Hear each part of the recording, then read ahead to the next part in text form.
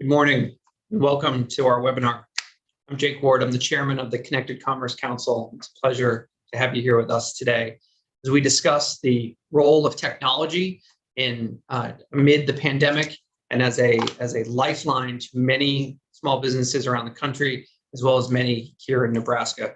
We have some great speakers for you today. We're going to touch on a number of topics, including the importance of community organizations like chambers of commerce, the partnership of state legislatures and state policies for the recovery post-pandemic for many Nebraskan small businesses, as well as the role of digital tools, online technologies that have been the backbone of American small businesses for more than a decade now, and will certainly be the driving force behind their success as we move forward into this new phase of the American economy in a post-COVID-19 world. But before we jump into our panel discussions, let me introduce our first speaker. We're delighted to have the actual speaker of the Nebraska Legislature, Mike Hilgers, here today. Mr. Speaker, please take it away. Hey, thank you, Jake. It's really an honor to be here today with you all. We just got done with our legislative session just last week, and traditionally that means after the long slog, we all kind of go our separate ways around the country. Around the state and relax and take a nap, kind of the bear hibernation for a period of time. When I was asked to do this particular panel, I couldn't think of almost a more important topic to have this kind of discussion, even at the beginning of our interim, because it truly is one of the most transformative things that's undergirding is an undercurrent in our economy right now, and it touches so many different aspects of life. And I approach it really from two perspectives. One as Speaker of the legislature currently, but also as a small business owner myself. So I started my own law practice 11 years ago in Lincoln, Nebraska. And we've grown it over the last 11 years to be a nationwide presence where we are utilizing just the kind of tools you're going to hear about today, and the techniques and the technologies that are available to us to disrupt an industry. And so I really have two different perspectives as we launch this webinar here this morning. And it really was an honor to talk about this. And I think it's so important. And so I'm grateful for everyone to make time today for the panel and for the discussion. So if you sort of take a step back, in many ways, the COVID accelerated something that was going on already and really kind of ramped up the paradigm. The technologies we've seen really were in existence for businesses pre-COVID. Zoom certainly was in existence pre-COVID. Microsoft Teams was in existence pre-COVID.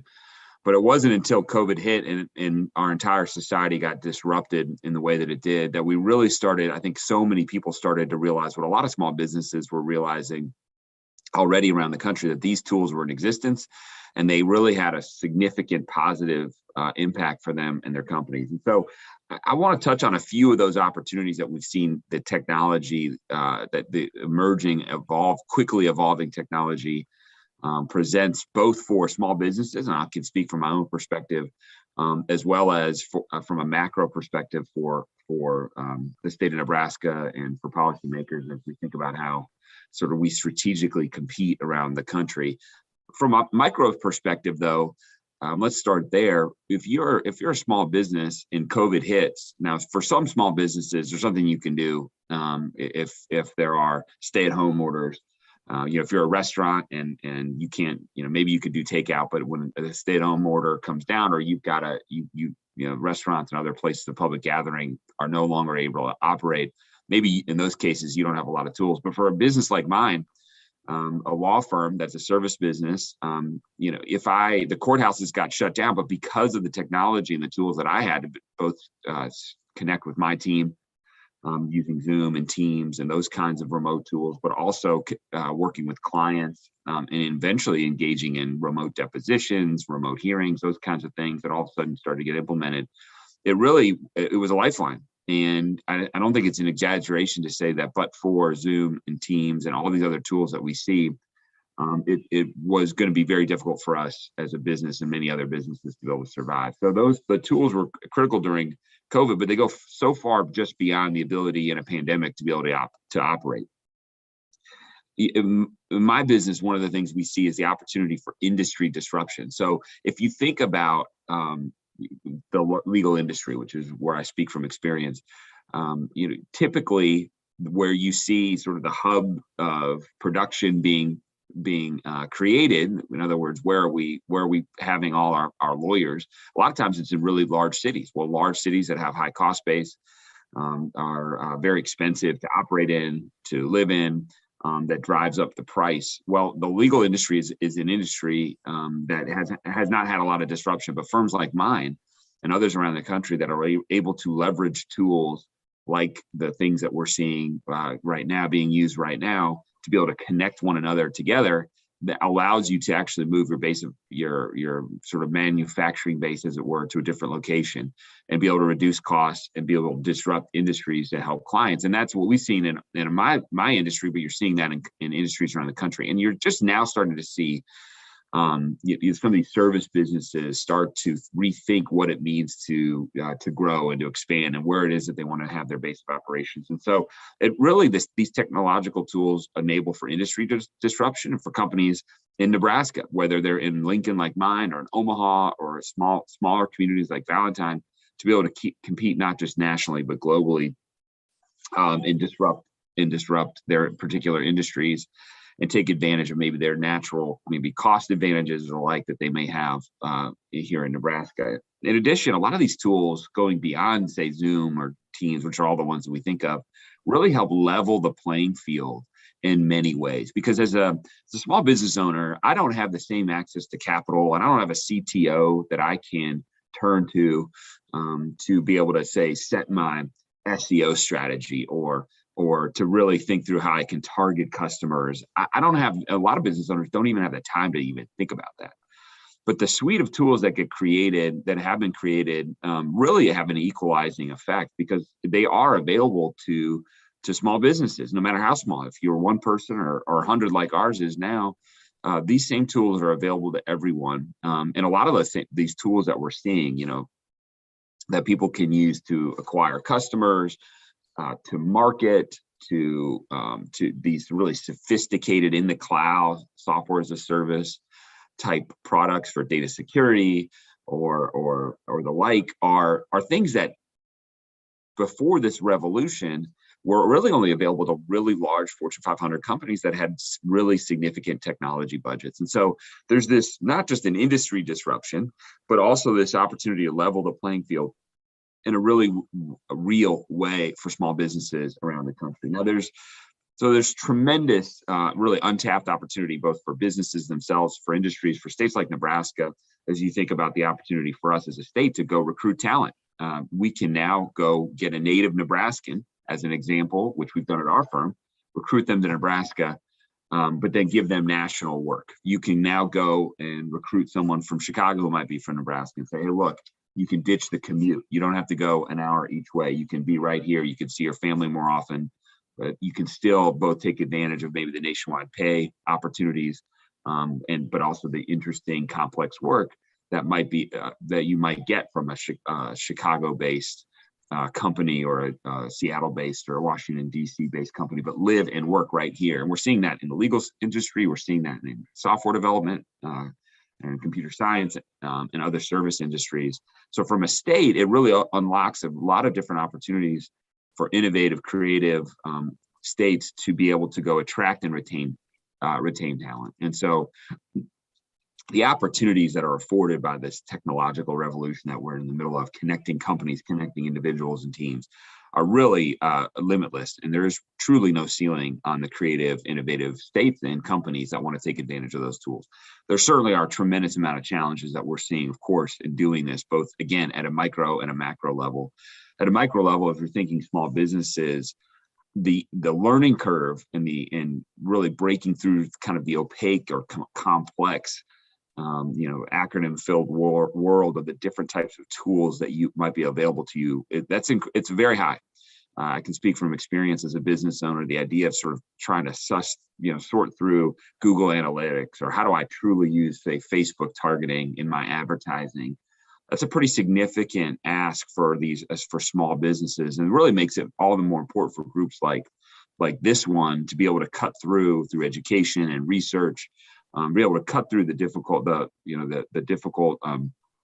sort of morass to be able to get up the learning curve and be able to use those tools. So at a micro level, the tools are there, but understanding how to use them and sort of what dosage is, I think that's a real practical challenge. I think is inhibiting a lot of businesses, small businesses, from fully utilizing the tools that we see. We know in the coming years, data security is going to be incredibly, incredibly important. The surge in phishing attacks and hacking attacks and things we're seeing from around the world to companies is really unprecedented. We haven't seen anything like it, and it's no longer just multi-billion-dollar Fortune 500 companies that are getting attacked, or large federal government agencies. There are more and more small companies that are getting hit, and those that are vulnerable to these sophisticated data breach attacks.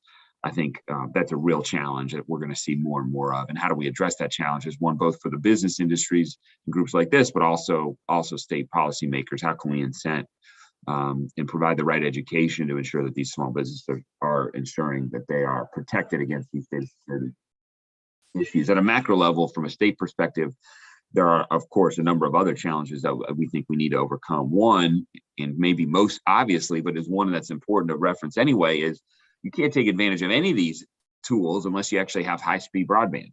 And at least in the state of Nebraska, with our rural element, high-speed broadband, while we might think it is it's a necessity and a utility that we should have access to, like running water and electricity, many, not just rural, homesteads and farming communities, but actually smaller towns and communities have very inconsistent or low broadband. And you cannot do any of the things that I've been talking about: track workforce, disrupt your industry, level the playing field for your company, be able to compete worldwide, unless you can deploy more high-speed broadband.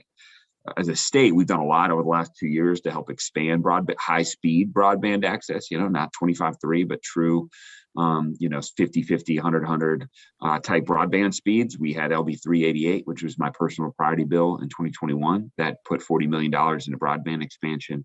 We're also seeing a really almost an unprecedented amount of federal dollars coming in to broadband expansion, both in Nebraska as well as around the country. And so there's quite a bit that we're seeing there. We're also seeing some innovation in the private sector with Starlink and some of these satellite businesses that may be disruptors for states like Nebraska, where it's maybe the expense of running fiber cable to a homestead 20 miles outside of a community of 500 people is cost prohibitive, but linking up to a satellite might actually be doable. And so we're seeing some exciting trends there as well. And so I think, in addition to some of those challenges for states, understanding how do we then take advantage of the utilities and the infrastructure that we're putting together. How do we help incubate some of these industries, encourage that disruption? A lot of it, I'm a big believer in relying on the private sector and groups like this to help do the education and the motivation, but thinking through creative private sector focused ways that the state can actually encourage this disruption and utilization of technology, I think, is pretty important. We've done a lot of good things in Nebraska. We have a lot of work to do, and I'm grateful for the opportunity to share some of those thoughts with you here this morning. And I'm excited more than that, just to have this group getting together and talking and comparing notes and discussing, because that's the kind of the hard work and the blocking and tackling at the end of the day that's really going to move the companies forward, industries, and the state. So I hope everyone has a great webinar this morning. I'm excited for it. Thank you, sir. We really appreciate it. I'm out of talking points now. You've taken them all from us. I will use one reference point that you touched on, though, to segue to our first panel, which is to say that certainly none of the tools that we have taken advantage of over the past 2 years are new to small businesses or industry at large. But what we did see is definitively during the pandemic, those small businesses that were already online, already using digital tools for their back office work, for their inventory, for sales, generally had a significantly higher rate of survival and of recovery. We call this the digital safety net. And it's the digital safety net, which is powered by private industry, but also deployed largely by states that have invested in their small business community and trying to keep those lines of communication open, that led to the success of industries, entire communities of small businesses that were able to weather the storm.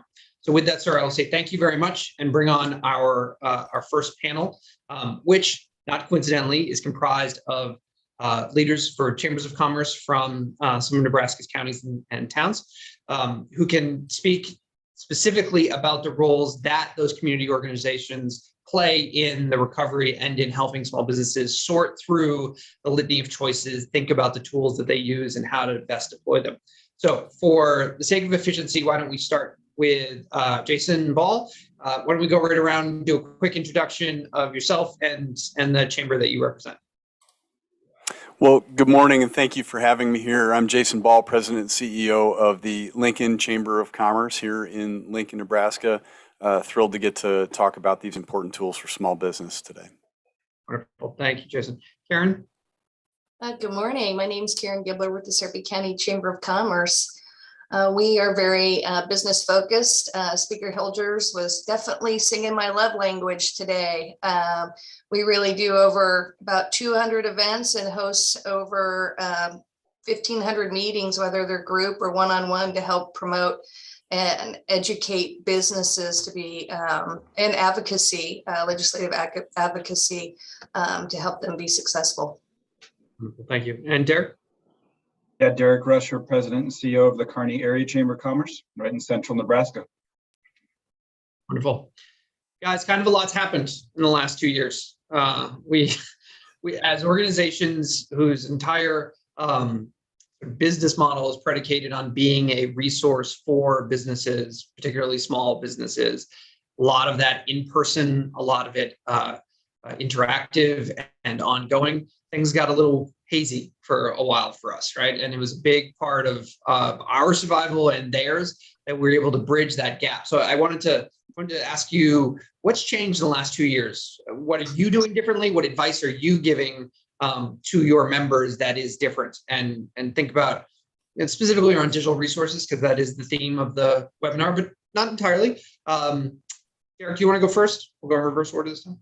Oh, Yeah, sure. Thanks.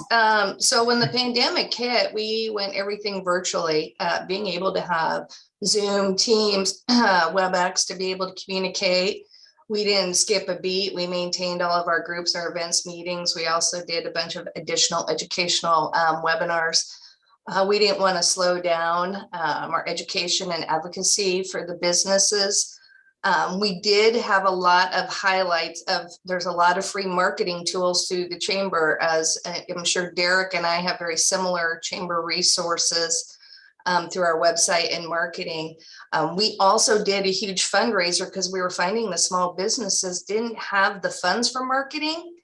And we're really focused on, how can I do online selling and updating their website. So we fundraised a lot of money to help compensate them so they continue to market and upgrade their products and services and have different kind of outreach than just the in-person and opportunities.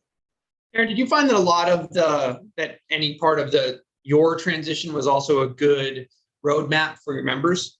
That your move to go full virtual, to invest in marketing, maybe more than you would have otherwise, was also a good playbook that you could hand off to businesses that were no longer able to keep their doors open on Main Street for any amount of time? Absolutely. We see, small business owners are so busy running their business, and when their doors shut, they were like, what to do? So now they found out that they can be even more efficient by using technology, whether it's marketing or updating their website, becoming more accessible to order things. You have a lot of micro manufacturers, such as jewelry makers or furniture makers, that were only doing in-person events. Mm-hmm. And now they've learned how to sell their products online, and less travel time, less, cost. And it's really changed the way that we sell our products and services. Now, Derek, there's no substitute for the in-person experience and the intimacy that comes with doing commerce at a person-to-person level. But we are entering into a weird place where we've been able to lower costs and increase efficiency, more things like this that take less of our day. Do you think we're going to go backwards? Do you think we're going to return to a less efficient but higher touch, or are we trying to find a balance? What advice are you giving your members? Well, I hope we don't go back, right? I think it's a balance. We've even found that. So obviously, after the pandemic, if we've learned anything, that every business is a technology business, and they're just vertically integrated from whatever they're doing. And at the end of the day, we still offer a virtual option for about everything that we do, because that's just the world we're living in. And I think that's the balance. Yes, we're definitely encouraging that face-to-face, because in the business world, there's still no replacement for the old school handshake. And so we're seeing that. But also, you talked about just efficiencies. What's the number one business need right now? And that's workforce. And with digital tools, you can save in your workforce. You can be in a more efficient business. You can save time. You can save probably money. And with our limited workforce in the state of Nebraska, Buffalo County is 1%. And so basically everyone's working. And so we have to find technology. Our businesses have to find technology to possibly replace an employee and just become more efficient in their business. I also find, and Jason, I'd love to hear your thoughts on this, that some of that becomes very mercantilistic, right? Like the furniture manufacturer uses a small marketing firm in Omaha that partners with consultants throughout the state, and it sort of feeds into the economy of the state in a very specific and recurring way. Mm-hmm. That is, I think, that's always been the nature of small businesses, but maybe even more so now, because you don't have to be on top of each other to make those relationships work. That's absolutely right. I think what we've seen is the impact of these tools have freed up networks in small business to flow more freely and be more efficient working together and more quick and responsive to market needs as they emerge. And so relationships that existed before, or connections that are new, have happened in a very organic way as businesses have leveraged these new apps and tools for things like productivity, organizational efficiency, or visibility in their markets. Yeah, you probably heard me tell the speaker that the digital safety net, which is the term that we coined to speak to the idea of small businesses that use digital tools, were better able to weather the storm of the pandemic. Yeah. There's also the idea of a digital transformation, which we've been hearing about for 18 to 20 years.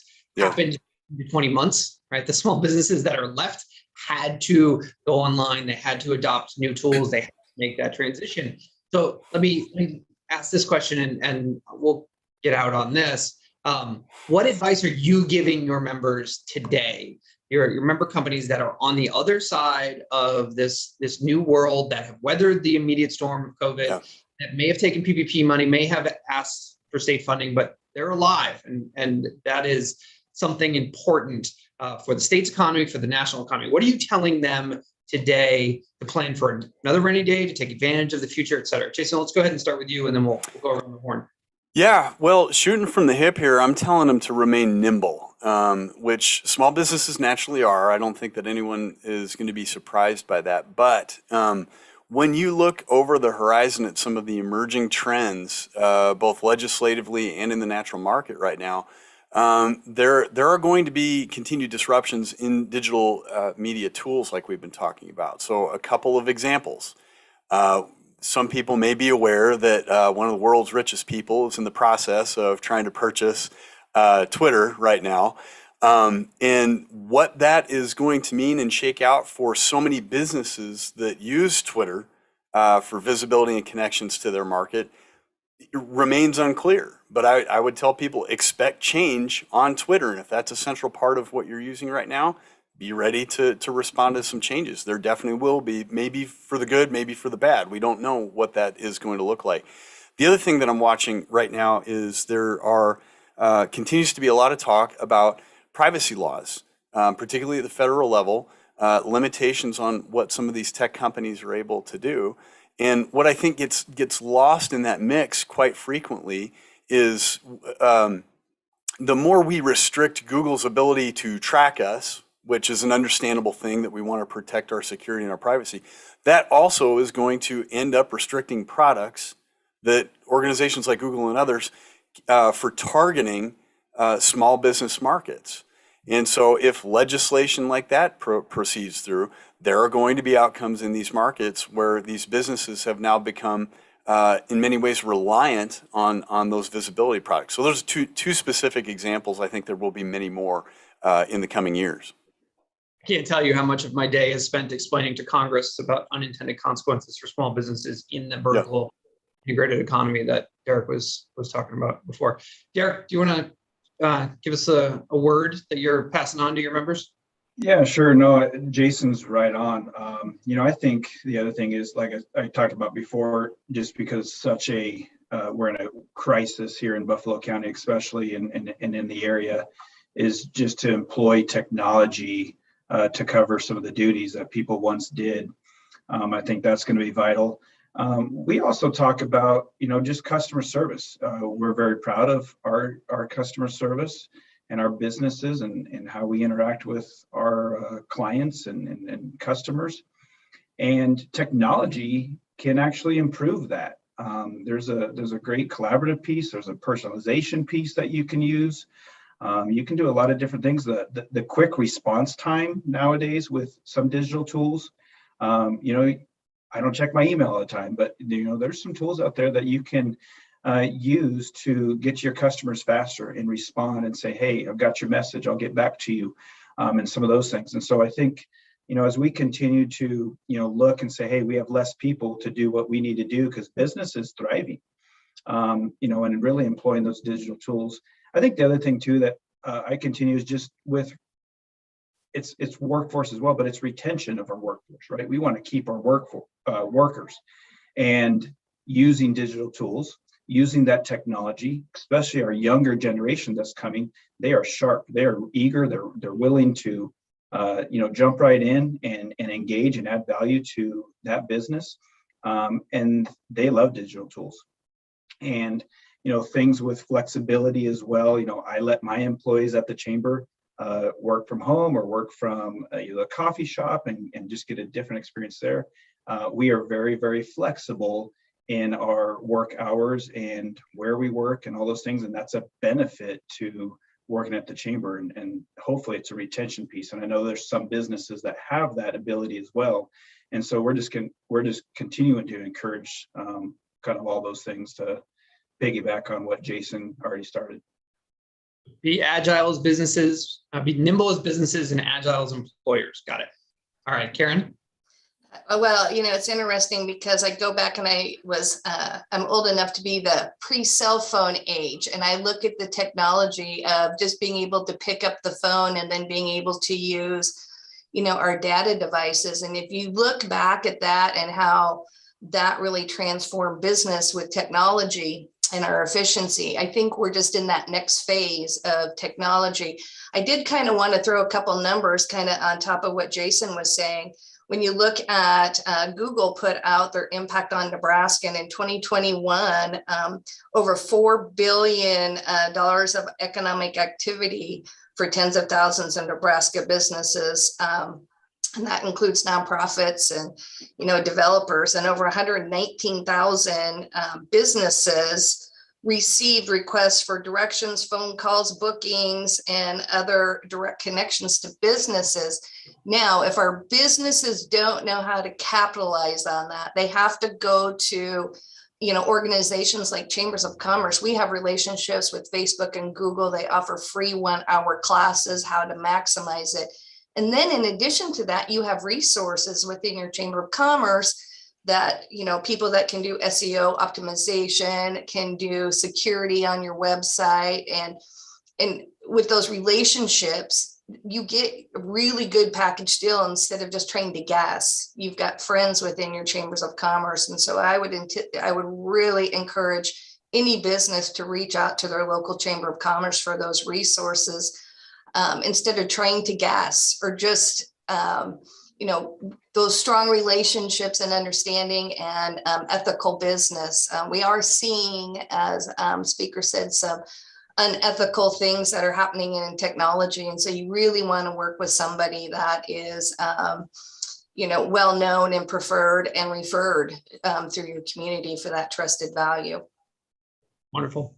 Guys, thank you very much for your time this morning. I know that it's a busy time of year and you're all swamped, but this is important information and valuable to all of our attendees. Thank you very much. Thanks for having us. Thank you. Thank you. Okay, next I'm going to bring in Jim Vocal. Jim, there we go. All right, so Jim's going to lead us through our next panel and take over the MC duties from here. Jim, it's a pleasure to have you. The mic is. Thanks, Jake. Appreciate the opportunity. And I'm the CEO of the Platt Institute, and our mission is to look at those policies that make it easier to start a job or get a job, start a business, and put more money in Nebraskans' hands. So I'm excited to moderate a panel today with two panelists, I believe, and have a conversation about how technology has made Nebraska's businesses more efficient, especially in the times of the pandemic. And I would, at this point, like to introduce Christine Weeks. She's the CEO founder of Eleanor Creative, and Nick Moore, owner of More Prosperous Financial. Thanks for joining us today on this panel. Thanks, Jim. Thanks for having us. All right, let's just dig in right now and have each one of you, maybe we'll start with Christine, tell us a little bit about your business and your experiences as a business leader. Sure. I started Eleanor Creative in 2009 in Lincoln, and we are a brand experience agency. So we help companies think through the look of their organization, the website, logo, photography, interior design, the feel, so how people feel when they interact with your company, and the voice, so the words that you use on your e-newsletter and your different marketing materials. And together we call that the brand experience, and we help clients think through every aspect because we know that it's needs to be thorough and it's not just one thing, and they need to all kind of work together. So when the pandemic came, we definitely had to help our clients think through this in the digital age and in new and different ways. Nick, tell us a little bit about More Prosperous Financial. Yeah, of course. Thanks for having me on. So yeah, I started my business back in August of 2020 in the midst of the pandemic. When I got into the business initially, I was doing final expense insurance. So I was selling $10,000, $15,000, $20,000 life insurance policies to older people. And I was going out, I was driving a couple hours at a time, going to meet people out in the country. A lot of people didn't want to meet with me because of the pandemic. And that was kind of a brutal way to get into the industry. But then I transitioned more into health insurance back around November, December of 2020. When I did that, I was using primarily social media to build my business. And that's really what got me started on totally changing my business model. Now I mainly just meet with people over the phone.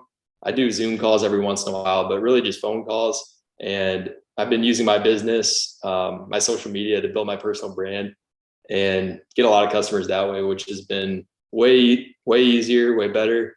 I get to work with people that have similar values, similar ideas, similar beliefs as me. So yeah, it's been really cool kind of transitioning and starting out, going out, meeting people face to face, and now doing everything pretty much online and over the phone. You both kind of touched on this in your opening remarks, but let's take a couple of minutes and describe the importance of the online environment to each one of your businesses and the tools that you utilized to create success. Christine, we'll start with you.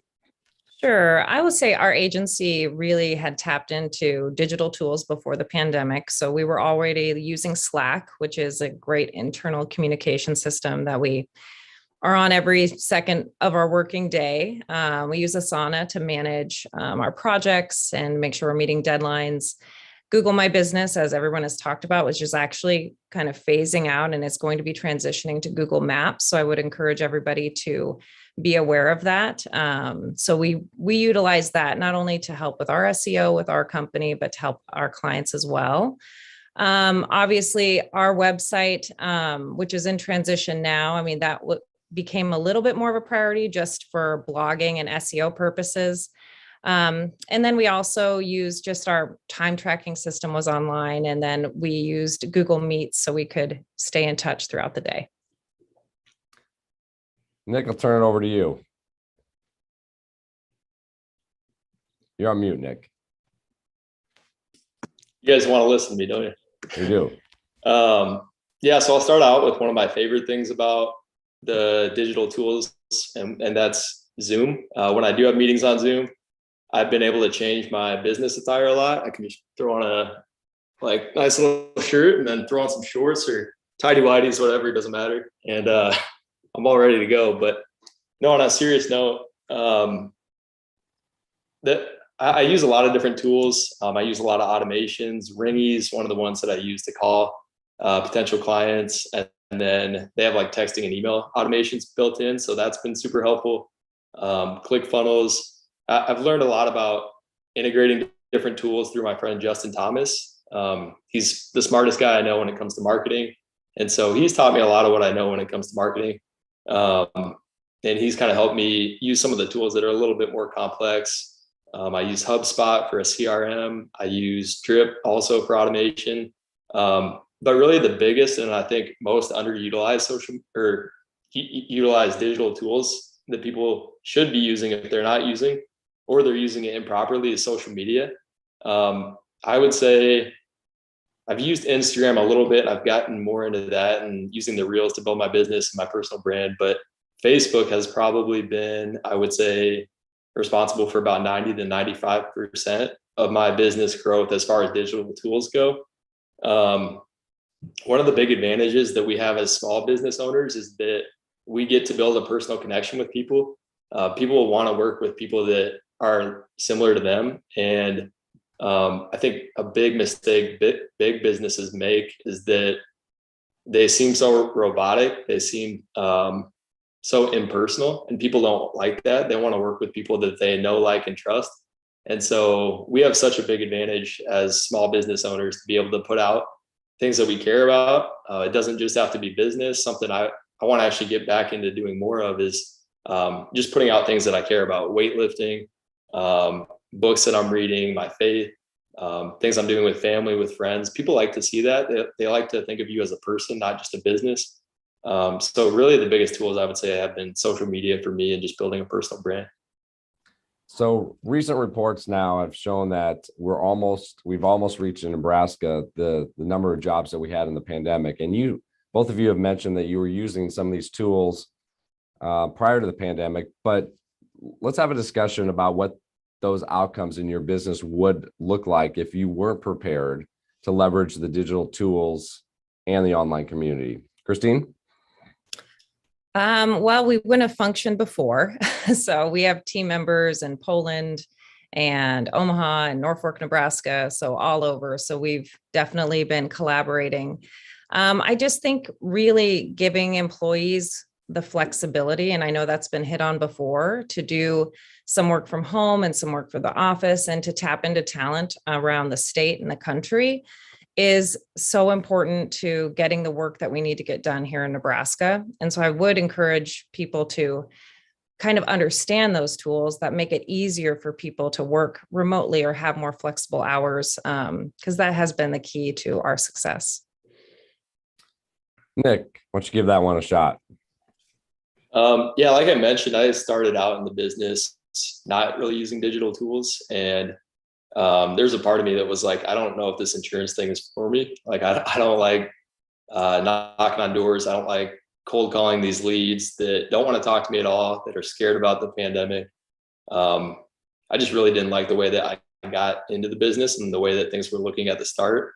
But like I said, everything has gotten a lot more effortless as far as being able to connect with people that actually vibe with me and they want to work with me. I don't have to convince people as much. I just put out messages that resonate with people, and some people don't resonate with them. That's fine. They're not my people. But yeah, the ability to be able to just put out what people are looking for and connect with the right people for you has been so crucial for me in my business. All right, let's take a little bit more global approach here with this next question. What is each one of your vision for small business as it relates to the growth of the online economy? And then I'll have a follow-up question for each one of you. Christine? Yeah, we really are helping our clients with that online presence. And like I was talking about before with the brand experiences, people are going to find you online. So what is the experience when they come to your website right at that point? So we encourage people to have a chat feature to be available to visit with them, to make sure their products are online and that the platforms that they're using are working. So it's easy to put up a website and then forget about it, but you're going to lose customers right away if people can't order your flowers, if they can't buy your bikes, if they can't do these things. So I think before the pandemic, we weren't globally competing as much with our kind of small business sales and things like that, but now we are. And so we have to be really in tune to what's happening on our websites, and that they can compete with Amazon, or they can compete with, a bigger business right here in Nebraska. But that means that your online presence has to be in order. And that just takes extra time and attention to that. And there are so many tools that can, like you were talking about, automate different things for you, emails that can be sent out automatically. But reviewing all of those touch points to make sure they have a welcoming voice from you, make sure you're meeting the needs of your customers. Because so many times people get like partway through the process and then they let things fall off, and that's where you lose the sale. So it does take a lot of people, and we've been talking about this on this call, like connecting with consulting firms, connecting with marketing firms. It takes a lot of people and resources to get it right, but then you as the business owner can be doing the follow-up on all those little steps to make sure those touch points are working. And I think that's how we'll be successful globally as well. So here's your follow-up question. How are you preparing your small business to move post-pandemic? I think we are doing that. Like right now, internally, we're launching a new website that competes with bigger firms. I would say from New York to Kansas City to San Francisco. We've had to kind of step up our presence for a long time, especially during the pandemic. We were slammed with work and we didn't even check on our website. But now that things are transitioning differently, we want to make sure that we're reflecting online exactly who we are, our professionalism, the way we care for our clients, and the type of work that we do. So we are, working with SEO strategists to make sure we're coming up in searches across the country, even in Europe and around the world. So that's kind of how we're moving our business forward. Appreciate that. Nick, what's your vision for your small business as it relates to growth in the online economy? So I'm really excited. I love that question. We live in such an amazing time right now. We live in a golden age where it doesn't matter what your history is. It doesn't matter what your background is. It's so easy to get into business nowadays. That doesn't mean that the business is going to be easy at all, but there's so much less barriers to entry to get into business and to build a brand and to get your message out in front of so many people. Something really cool that I've already seen in my business is I have clients in Arizona, Texas, Ohio, Michigan, Iowa. I can pretty much access people anywhere in the US and I can help them out and I can impact them in a powerful way through my social media. Not just about business, but I can share what I believe and I can share things that are going to benefit them outside of just that. But I also have an agency with a few other guys, and right now we're still working on building the agency. We're still working on our content and getting the right messaging, but it's super exciting because we have this Facebook group where we're connected with real estate agents across the nation. And we're just building this following of people that we're getting to know really well all across the US. Eventually we're going to start running ads, paid ads on Facebook. Justin can deal with all that. I'm not very good at that kind of stuff, but it's just really exciting that we can leverage social media and we can reach so many more people. And we can take the time out to do things like this, produce evergreen content that people are going to find for days, months, years to come, and just continue to build your business. I think we live in the best time to build a business. So other than social media, Nick, how are you preparing to continue to innovate for your small business post-pandemic? Yep. So I think a huge thing is automation also. I think that if you just are on social media, you're completely missing out on opportunities and the potential impact you can make with your business. The thing that's kind of scary about social media, like you guys mentioned earlier with Elon Musk buying Twitter, is that we don't control it. At any point in time, if someone wants to ban us or if they want to give us less exposure to people on Instagram, YouTube, whatever it is, that's out of our control. And so I think that if you're not building an email list outside of social media, your business is at a big risk of, losing a lot of customers and not fully reaching its potential. All right, final question for both of you. You've mentioned several online tools that you've already used to promote your business. Tell our attendees if there are others that you haven't mentioned, and how has that changed during and following the pandemic, Christine? Before the pandemic, a lot of our clients realized just relied on just organic social media. So just posting to their own page and kind of their own followers. And I think the algorithm was kinder to them back in the day. And now we really encourage our clients to do more targeted digital ads with conversion landing pages. So we're really encouraging them to do, depending on their audience, but Facebook and Instagram ads. And it's important, and I think this was mentioned before, but to work either with an agency or your chamber of commerce that has a direct relationship with Facebook. So like our firm works with Facebook once a week to go over all of our strategies with our clients to make sure the creative is good, the messaging is good, the funnel pages are good. And we found such great success for our clients in getting them outside of their, few thousand followers to 90,000 people that could be interested in their products and services.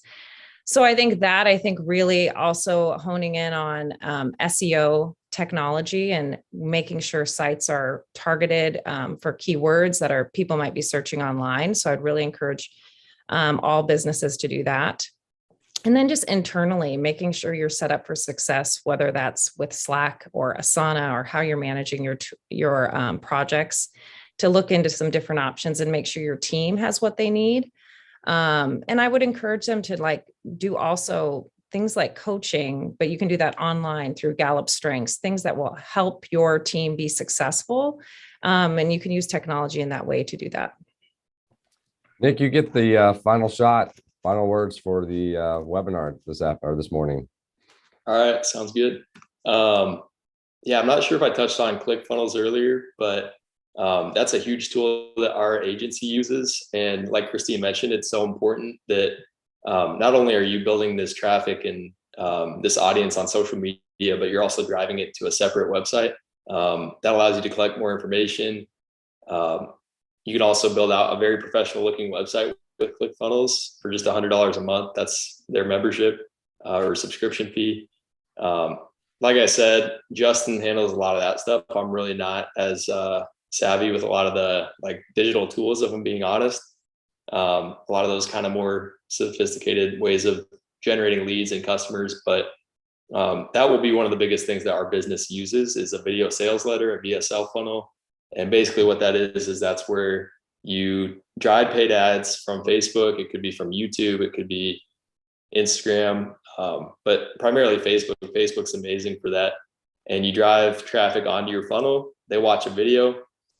This is a big thing that Justin taught me is that if you do marketing correctly, you don't have to sell nearly as hard. Marketing is what pre-sells your customers and what weeds out the people that aren't a good fit for you guys. So that funnel is so key in being able to do that. And then once you get on the phone call with them, you already know off the bat they're interested. You just have to basically address any concerns that they have, answer questions. That's pretty easy from there to convert them to a customer. So yeah, I would just kind of echo that. Christine, Nick, sounds like you are both thriving and have thrived during the pandemic. Thank you for participating on this panel. I also want to thank the previous panelists as well as Speaker Hilgers, and for all those that have attended today. Everybody have a great day. Thank you so much. Thanks, you too, Jim.